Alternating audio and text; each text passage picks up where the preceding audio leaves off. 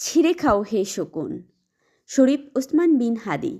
আমায় ছিঁড়ে খাও হে শকুন, হে সীমান্তের শকুন, এক্ষুনি ছিঁড়ে খাও আমাকে।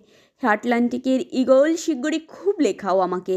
হে বৈকাল হ্রদের বাজ, আঁচড়ে কামড়ে ছিন্ন ভিন্ন করো আমাকে। আমার রক্তরসে শুধু অসহায়ত্ব আর অভাব। কাগজের কামলারা তারে আদর করে মুদ্রাস্ফীতি ডাকে।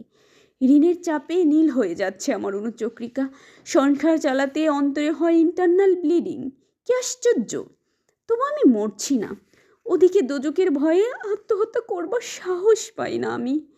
খোদাকে বললাম আমি মরতে চাই। তিনি বললেন, বেঁচে আছো কে বলল?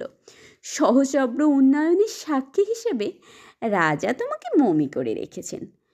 বাজারে দীর্ঘশ্বাস ফেললে নাকি রাজ্যের ভীষণ বদনাম হয়। রাজারও মন খারাপ হয় খুব। কোতোয়ালরা ফরমান জারি করেছে, আমাকে সারাক্ষণই হাসতে হবে, নইলে দেশি কুকুর ও বিদেশি মাগুরকে একবেলা ভালো মন্দ খাওয়ানো হবে আমার মাংস দিয়ে। নিত্যদিন ব্রয়লারের ভুঁড়ি নাকি ওদের আর ভাল লাগে না। অথবা আমাকে ভাগ দিয়ে বেচা হবে।